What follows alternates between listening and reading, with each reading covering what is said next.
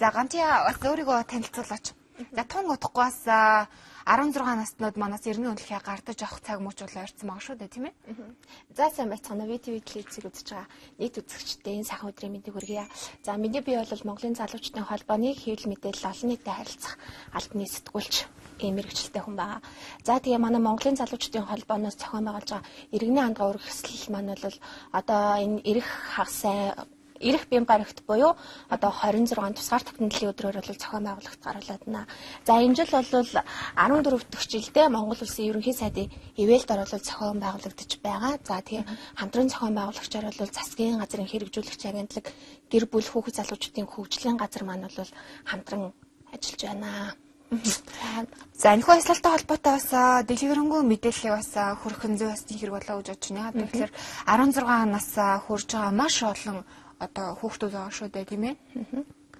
Тэгэхээр иргэний хандгаа өргөх ёслол бол мэдээж 16 нас хүрч иргэний үнэлгээ гардаж авна гэдэг бол 16 наснуудын маань хувьд хамгийн тийм баяртай мөчүүдийн нэг байдаг. За тэр чудгаараа бас залуучуудаа бас дурсамжуулдаг, хариуцлагатай, тэ нэр төрөө ухамсарлах тийм үзлийг бий болгох зорилгоор бол энэ иргэний хандгаа өргөх ёслолыг зохион байгуулдаг байгаа. За энэ удаад бол 800 шилдэг сурагч маань бол төрийн ордны их танхимд иргэний хандгаа өргөх байгаа. За үүнээс бол хамгийн шилдгийн шилдэг буюу одоо 25 шилдэг сурагч маань бол яг тайзан дээр гарч ерөнхий сайд, за улсын их хурлын гишүүд, урлаг соёл, нийгмийн эдийн засгийн шилдэг тийм залуучууд бас бол иргэний үнэлгээ гардаж авах байгаа. За иргэний хандгаа өргөх ёслолын ер нь яг ач холбогдол нь яг юунд оршиж байна вэ?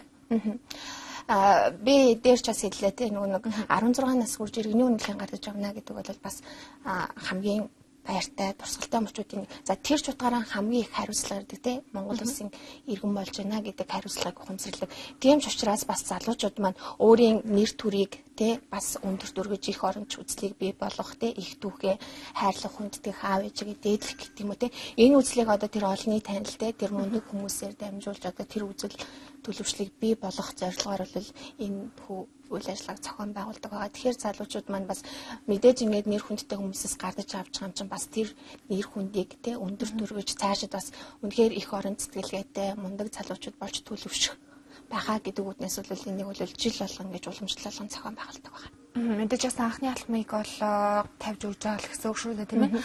За ер нь бол орон нутгаар одоо нийслэл даяар одоо ер нь Монгол улсын хэмжээнд ер нь хичнээн 16 наснууд бол яг энэ 16 наснд бол хурж ирнэ үнэлэх одоо авч байна. Битэд бас ерөнхийдөө тоогийн харж үзсэн л дээ. Тэгэхэд ер нь ойролцоогоор нэг 30 мянга гаруй. Хүүхдүүд маань ер нь бол орон нутаг болон нийслэлд 16 нас хүрч ер нь иргэний үнэлгээ гардаж авна гэсэн тийм тоо бол байдаг юм байлээ. Яг наривчлсан тоо нь бол ер нь яг тойм тоогоор бол харахад нэг 30 мянга гаруй гэсэн тийм судалгаа. Өнгөрсөн жилийн хувьд бол нэг 36 мянга гэж яригдчихсэн. Энэ жил бол бас нэг 30 гаруй мянган залуучууд маань 16 нас хүрч иргэний үнэлгээ гардаж авна гэсэн тийм судалгаа байгаа. За шилдэг 25 одоо сурагчийн тухайд бол одоо сонгомжтой байдлаар бол одоо эхний ээлжинд бол сонгож шалгууруулалтаа бол авч байгаа авч гард авах юм байна тийм ээ. За бусад хүүхдүүдийн тухайд бол яг аймаг одоо багийн одоо зүгээр нэг аймгийн нэг хэддгээр багч үгүй багийн түвшинд байлаа гэхэд яг тухайн багтаа бол очиод авч байгаа тийм ээ.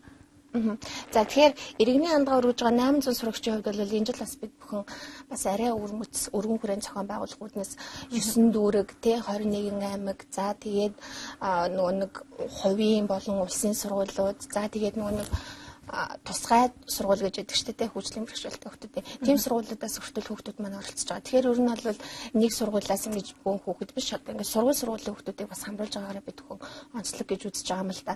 Ер нь бол өнгөрсөн жилүүдийн хувьд ч гэсэн бас бид бүхэн орон нутаг тий 9 дүүрэг ингэж зохион байгуулжсэн. Энэ жил бас арай илүү өргөн хүрээнд бас зохион байгуулж байгаа. За энэ жилд бол Дундгой аймгаас оролцож байна. За тэгээд хөгжлийн бэрхшээлтэй нэг хүүхэд маань бол ерөнхий сайдаас иргэний үнэлгээ гардаж авах байгаа. Тэр хүүхэд бол үнэхээр баяртай. Бид ер нь бол ингэж иргэний үнэлгээ гардаж авахыг хүсдэг байсан. Энэ удаад л бүр ингээд үнэхээр засгийн газрын тэргүүн ерөнхий сайдаас ингэж гардаж авна гэдэг үнэхээр нэр төрийн хэрэг байна гэд яг тэд тухайд бас айгүй тийм баяртайгаар хүлээж авчихсан. Тэгэхээр бид бүхэн бас залуучуудаа илүү өргөн хүрээнд нь хамруулъя гэдэг зорилгоор бол ингэж зохион байгуулж байгаа. За тэгээд энэ жилийн бас нэг онцлогийн тухайд бол засгийн газрын хэрэгжүүлэгч агентлаг хүүхд гэр бүл залуучдын хөгжлийн төв маань бол хамтран зохион байгуулж байгаа. За тэр ч утгаараа бас орон нутгийн 21 аймгийн засаг даргын тамгын газар Монголын залуучдын холбооны салбар зөвлөлүүд маань бас 26-ны өдрөө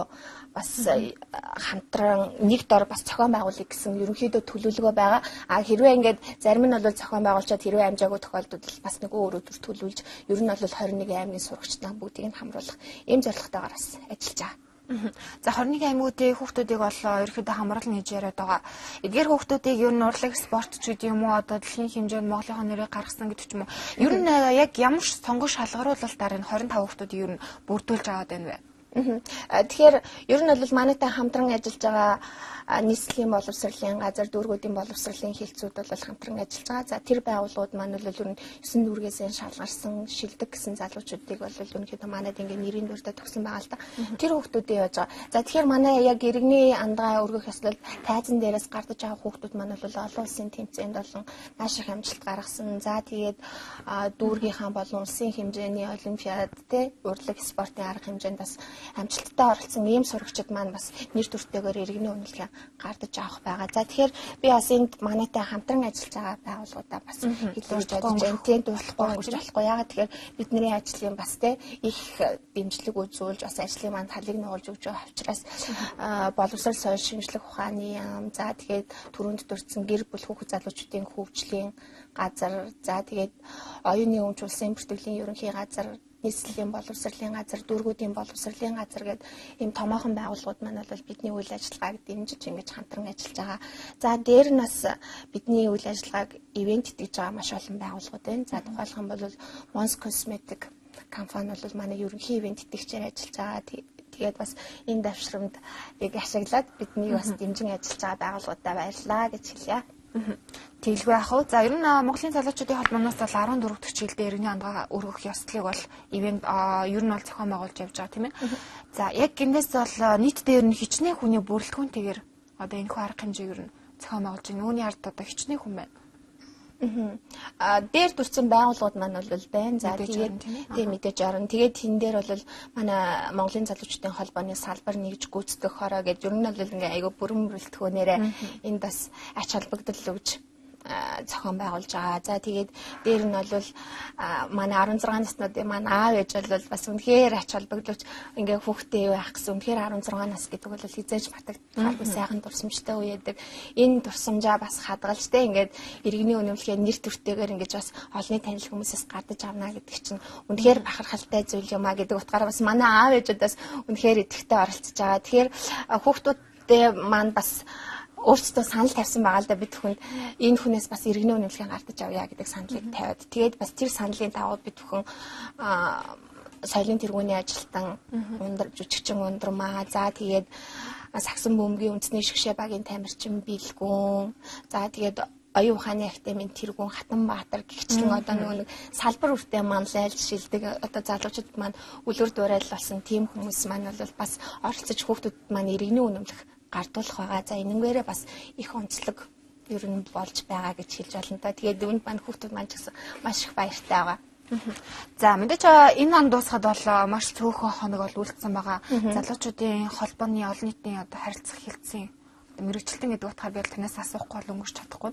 За ер нь залуучуудын холбооноос яг энэ он бүгтаж юу нэг юу хийсэн бэ? Ер нь цаашид хийхээр бас төлөвлөж байгаа зүйлүүд ер нь юу вэ?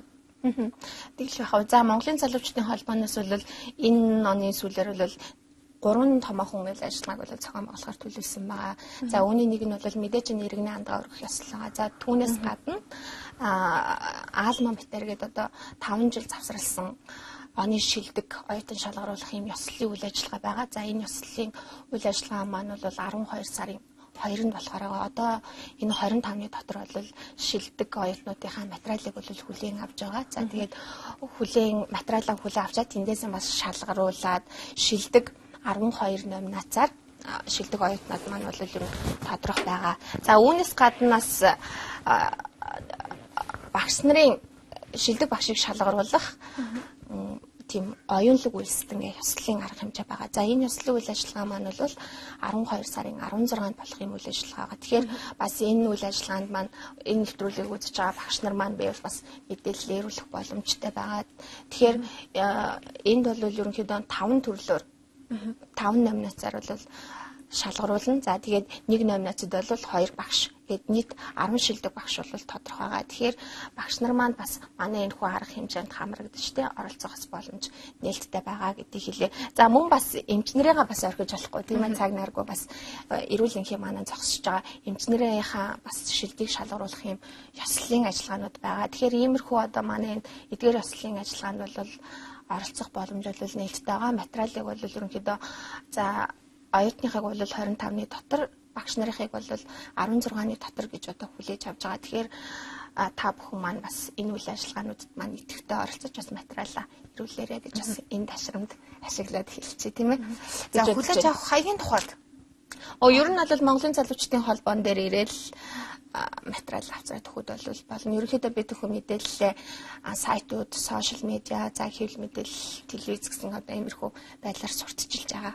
Тэгэхээр өөр нь бол Монголын залуучдын холбооны 2 давхурт 207-гийн А тоотод ерөнхийдөө яг хариуцсан хүмүүс нь сууж байгаа. Тэгэхээр энд ирээд материалаа авцраал дэлгэрэнгүй мэдээлэл бас авах боломжтой байгаа. Бас хэрвээ бүр илүү дэлгэрэнгүй мэдээлэл авахыг хүсвэл Монголын залуучдын холбооны NYF гэдэг сайт байгаа. Энэ сайтад бол бүх мэдээллүүд маань маш дэлгэрэнгүйгээр орсон байна.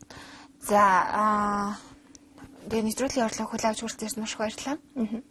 За баярлалаа. Тэгэхээр бас бид бүхнийг өөрсдөө ярилцсан та бүхэндээс баярлалаа. Тэгээд иргэний хандгаа урах ёслол маань 2016 оны 11 сарын 26 буюу тусгаар тогтнолын өдөр болох байгаа шүү. За тэгээд бас манай бусад үйл ажиллагаанд та бүхэн маань идэвхтэй оролцоорой хэмээн уриалж байна. За баярлалаа.